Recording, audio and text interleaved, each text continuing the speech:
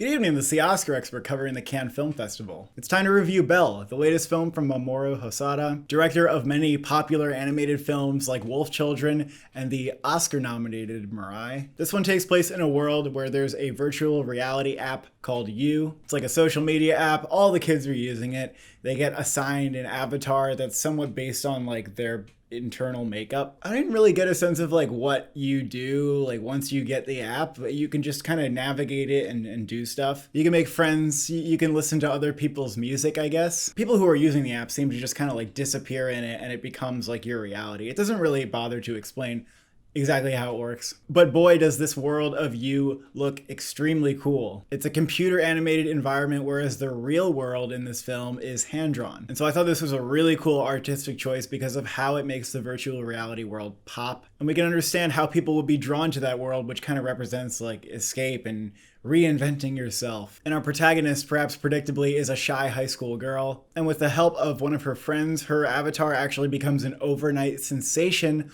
on the app for her singing skills. And in the VR world, there becomes a sort of Beauty and the Beast story. The movie lets you know very clearly that it is a Beauty and the Beast tribute. There are a couple shots that just literally mimic the most famous shots of that movie, and the main character's name is Belle. And the movie kind of touches on how teenagers use social media as an outlet to confront feelings that they normally wouldn't in reality. I'm not sure I felt like the message was anything super profound or that I haven't seen before. Mainly, I just found this movie really entertaining and just gorgeously animated. There were moments where I felt more emotionally invested too, and it has a good balance of character-driven moments and action, as well as a little bit of humor. There was one comedic sequence that actually had the audience like absolutely howling. This was also my first film from the director ever, and I can say that fans of his are really gonna love this movie. If you're interested in the art of animation, if you like anime films, absolutely check this movie out. I'm not giving this review as somebody who's actually that well versed in anime, so this was a little different for me, but I really did appreciate how this movie screened at Cannes among all these like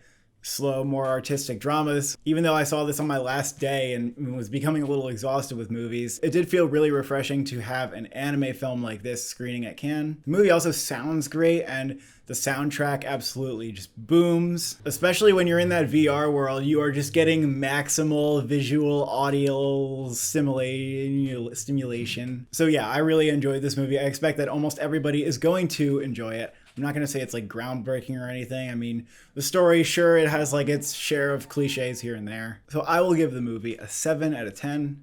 Thank you for watching. Thank you for subscribing. What's your virtual name?